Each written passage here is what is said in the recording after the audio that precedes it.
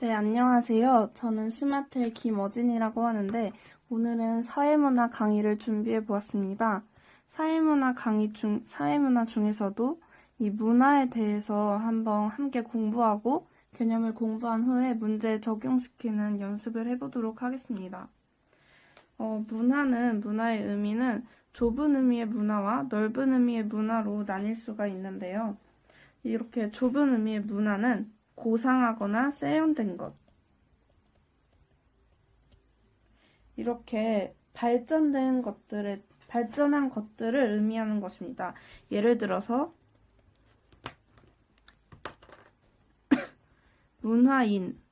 문화인이라던가 문화공연,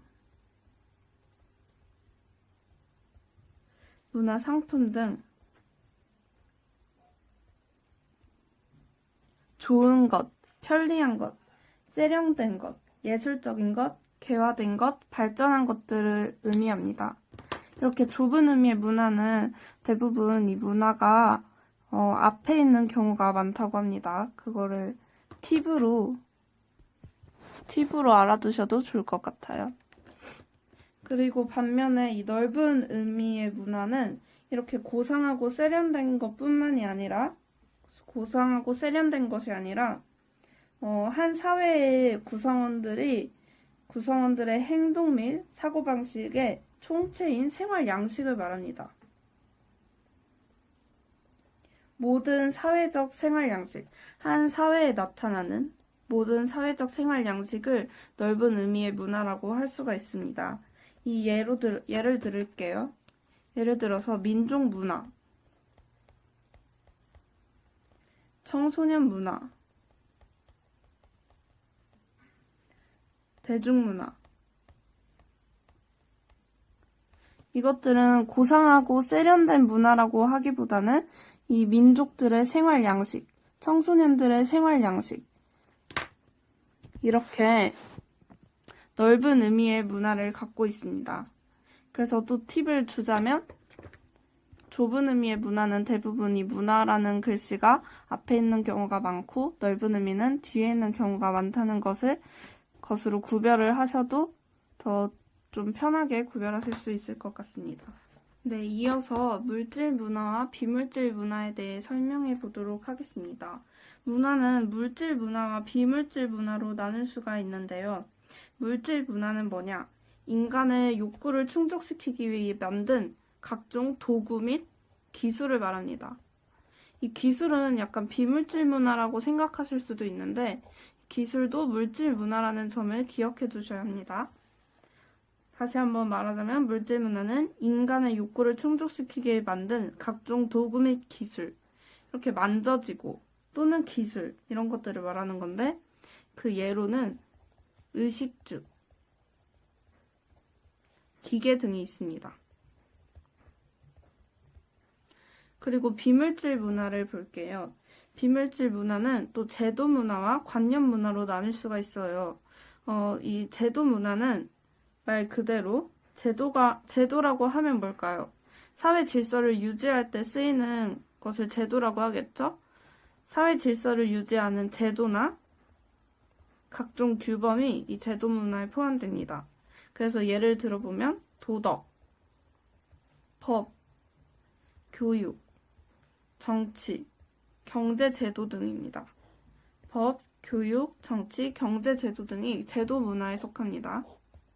그리고 관념 문화는 제도와는 달리 추상적인 이념이나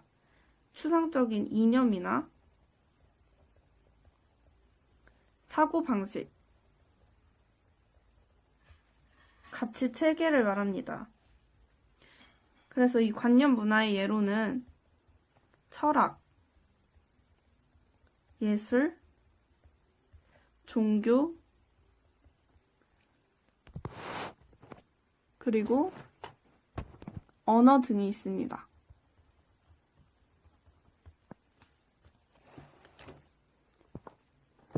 마지막으로 문화의 속성을 알아볼 건데요. 문화의 속성에는 공유성, 학습성, 축적성, 전체성, 변동성, 총 몇 가지죠? 하나, 둘, 셋, 넷, 다섯 가지가 있습니다. 먼저 공유성은 한 사회의 구성원의 대다수가 공통으로 가지는 생활 양식을 말해요. 그래서 이 공유성은 예를 들어보자면, 우리나라에서는, 함사시오라는 소리가 들리면 결혼을 한다는 그런 것들을 우리나라의 대부분의 구성원들이 다 알고 있잖아요. 이렇게 그 한 사회의 구성원이 같이 공유하는 것을 공유성이라고 하고, 이 학습성은 문화적 특성은 선천적인 것이 아니라 후천적으로 형성되는 것이다. 이것을 말하고 있습니다. 그래서 사회화를 통해서 학습이 이루어진다는 것입니다. 그리고 그 다음은 축적성인데, 축적성은 축적이라는 말이 계속 쌓이고 쌓인다는 뜻이잖아요. 그래서 언어나 문자와 같은 상징 체계를 통해서 문화를 발전시킨다는 의미를 갖고 있습니다. 그러니까 새로운 문화 요소가 계속 더해져서 점점 더 풍부해진다는 것을 뜻하죠.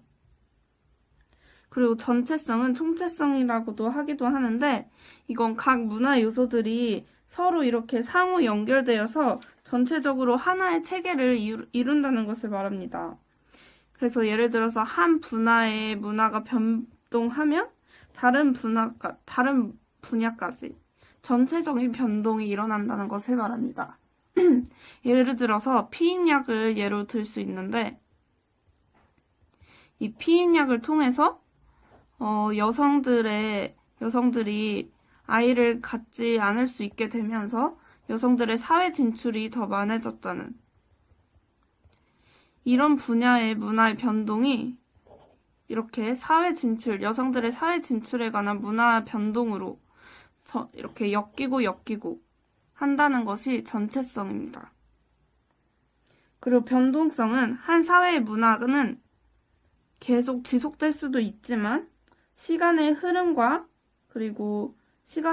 따라서 창조되기도 하고 변화되기도 하고 소멸되기도 한다는 것을 말합니다. 그래서 문화는 계속적으로 변화해서 이전과 다른 모습을 가집니다. 한번 제가 말을 해볼 테니까 어떤 문화의 속성 중에 어떤 것인지 한번 맞춰보세요. 상대의 행동을 예측할 수 있게 한다. 원활한 사회생활을 위한 상호작용의 토대가 된다. 이것은 뭘까요? 네, 맞습니다. 공유성입니다. 공유성이 한 사회의 구성원 대다수가 공통으로 가지는 생활 양식이라고 했잖아요. 이렇게 한 사회의 구성원 대다수가 공통으로 가지는 것이다 보니까 상대의 행동을 예측할 수 있겠죠. 그리고 원활한 사회생활을 위한 상호작용의 토대가 됩니다.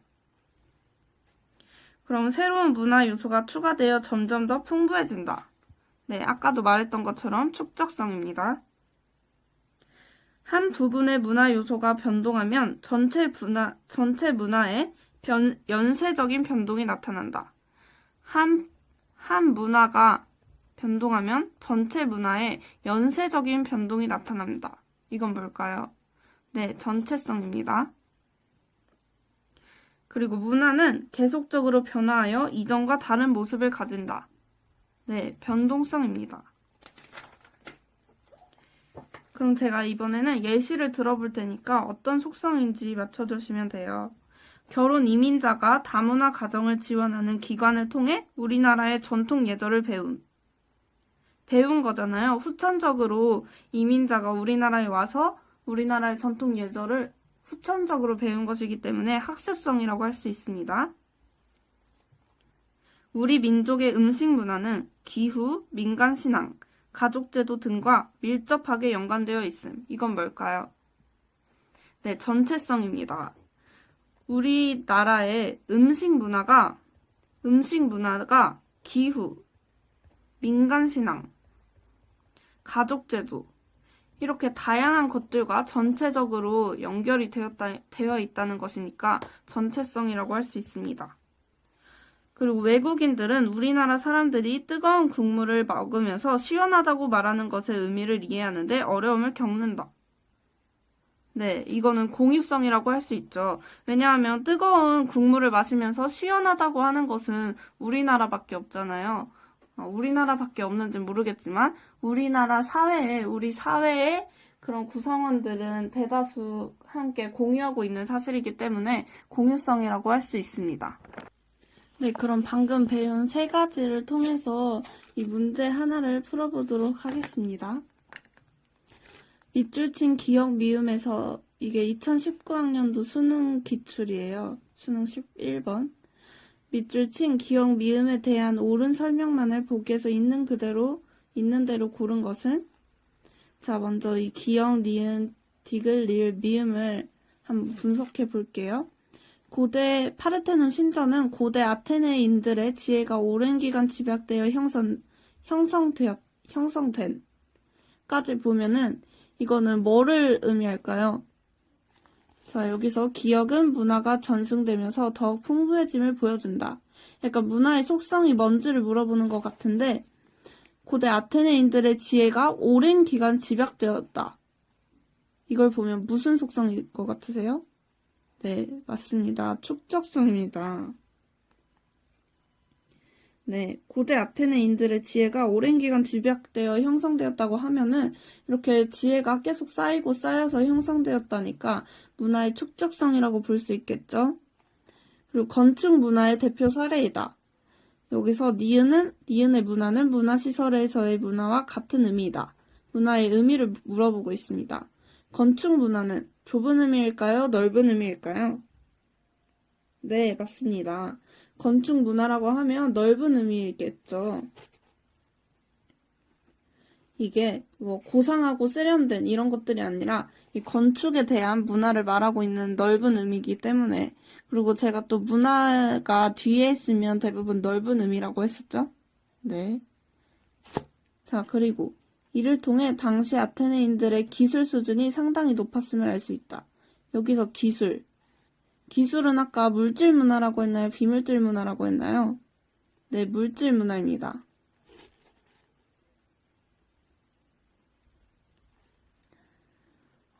신전을 장식하는 조각들은 뛰어난 예술 작품이라 평가받고 있다.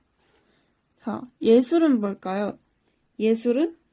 네, 비물질 문화죠. 비물질 문화 중에서도 관념 문화라고 할 수 있겠죠. 결국 파르테논 신전은 아테네의 국력과 기술력 그리고 뛰어난 예술 정신이 결합되어 만들어진 결과네요. 이거는 문화의 어떤 속성을 말해주고 있나요? 네. 이 파르테논 신전 하나가 아테네의 국력, 기술력, 그리고 예술 정신까지 결합되었다고 하니까 전체성이라고 할 수 있겠죠? 그럼 이제 문제를 봅시다. 보기를 보면 기억은 문화가 전승되면서 더욱 풍부해짐을 보여준다. 기억 뭐였죠? 네, 축적성이라고 했어요. 문화가 정승되면서 더욱 풍부해진다. 이것도 축적성이겠죠? 그럼 기억은 맞습니다. 니은의 문화는 문화시설에서의 문화와 같은 의미이다. 니은에서 문화는 무슨 의미였죠? 네, 넓은 의미였죠. 그런데 문화시설도 넓은 의미일까요? 문화시설은 좁은 의미입니다. 일단 문화가 앞에 있는 거에서도 약간 좁은 의미라고 생각해 볼 수 있고, 그리고 이 문화가 어떤 사회의 구성원들이 누리고 있는 문화 이런 것을 말하는 게 아니라 세련되고 고상한 발전된 것 이런 것들을 말하는 거기 때문에 좁은 의미겠죠. 그러면은 좁은 의미, 넓은 의미 다르죠? 틀렸습니다. 디귿은 물질 문화, 리을은 비물질 문화에 해당한다. 디귿, 기술은 물질 문화, 예술은 비물질 문화에 해당한다. 그리고 마지막 미음은 각 문화 요소들이 서로 연결되어 하나의 전체로서 존재함을 보여준다. 이건 뭘까요? 문화의 속성 중에 전체성을 말하는 거죠. 서로 연결되어 하나의 전체로서. 여기서 맞죠? 전체성. 그래서 리을도 맞습니다. 정답은 기억, 디귿, 리을. 이런 식으로 분석하면서 풀어주시면 됩니다. 네, 다음으로는 문화 이해 관점 및 태도에 대해서 알아보도록 하겠습니다. 문화 이해의 관점을 먼저 보도록 할 건데요. 문화를 이해할 때의 관점은 먼저 총체론적 관점, 상대론적 관점, 비교론적 관점이 있습니다. 이 세 가지 관점만 잘 알아두면 되는데요. 먼저 총체론적 관점. 총체성 아까도 위에서 나왔었죠? 총체성은 아까도 총체성은 이 문화 하나가 변하거나 그러면 다른 문화까지 연쇄적으로 변한다. 이런 이야기를 했었는데 이것처럼 이 총체론적 관점은 문화의 각 구성 요소는 상호 유기적인 관계를 맺으면서 하나로서의 전체를 이루고 있다고 합니다. 그래서 이 총체론적 관점에서 문화를 이해할 때 어떻게 하냐면 문화의 한 부분은 독립적으로 의미를 갖지 못하므로 독립적으로 의미를 갖지 못한다. 그렇기 때문에 어떻게 해야 된다? 다른 문화 요소나 전체와의 관련 속에서 그 문화의 의미를 이해하고자 해야 한다고 하고 있습니다. 네, 그렇게 하고 있고 상대론적 관점은 뭐냐면 문화는 그것이 발생한 사회의 역사적, 환경적, 사회적 맥락 속에서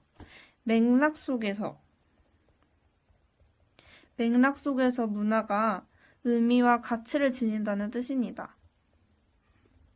그래서 이 상대론적 관점에서 문화를 이해할 때 어떻게 하냐면 해당 문화를 향유하는 사회 구성원들의 입장에서 문화의 고유한 의미를 파악합니다. 그 문화를 향유하는 사회 구성원들의 입장에서 문화를 파악하는 겁니다. 그렇게 맥락 속에서. 그리고 마지막 비교론적 관점. 비교론적 관점은 문화는 보편성과 특수성을 동시에 지니고 있다. 라는 말이 나오면 비교론적 관점이에요. 보편성은 이렇게 다 비슷한 그런 보편성을 얘기하는 거고 특수성은 그 중에서도 조금 특수한 경우가 있다는 보편성과 특수성 모두를 지니고 있다. 그래서 이 비교론적 관점에서는 문화를 객관적으로 이해하기 위해서는 여러 사회의 문화를 비교해서 이 보편성과 특수성을 파악해야 한다는 것입니다. 여러 사회의 문화를 비교해서 보편성, 즉 공통점이라고도 할 수 있겠죠. 공통점, 특수성, 차이점이라고 할 수 있겠죠. 를 비교하며 파악해야 된다는 것입니다. 네. 그 다음은 문화 이해 태도에 대해서 알아볼 건데요. 문화 이해 태도에는 문화 상대주의, 그리고 문화 절대주의, 그 중에서도 자문화 중심주의, 문화 사대주의가 있습니다. 이 세 가지를 알아두셔야 하는데 문화 상대주의는 아까 상대론적 관점처럼 이렇게 각 사회의 문화 간에 우열을 따질 수가 없다. 우열은 좋고 나쁨을 말하는 거겠죠? 문화는 좋고 나쁨을 따질 수가 없다. 그리고 특정 문화를 그 사회의 맥락 속에서 이해하려는 태도를 말합니다. 그 사회의 맥락 속에서 이해하려는 태도예요. 각 문화의 특수성과 다양성을 인정하는 거죠. 그래서 문화 상대주의는 문화적 다양성 보존에 기여합니다. 근데 이게 한 가지 문제점이 있는데 그게 뭐냐면 극단적 문화 상대주의가 나타날 수도 있다는 건데 극단적 문화 상대주의가 뭐냐면 인류의 보편적 가치를 무시하는 것까지 모두 인정해버리는 태도입니다. 예를 들어서 그런 거 있잖아요. 명예살인. 이렇게 그 가족이 자기 가족의 명예를 더럽혔다면서 살인하는 이런 문화는 인류의 보편적인 가치를 무시하는 문화잖아요. 그런데 이 문화 상대주의는 모든 문화가 다 좋고 나쁨이 없고 다 이해해야 된다고 하다 보니까 이 명예살인마저까지 이해를 해버리면 극단적 문화 상대주의로 빠질 수 있다는 것입니다. 그래서 그런 점은 조심해줘야겠죠. 그리고 문화 절대주의가 있는데요.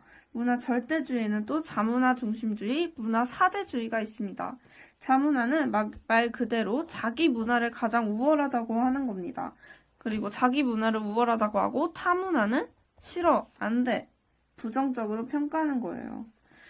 그런데 일단 자기 문화는 다 좋다고 하기 때문에 자기 문화의 주체성과 정체성을 확립하는 데는 도움이 되겠죠?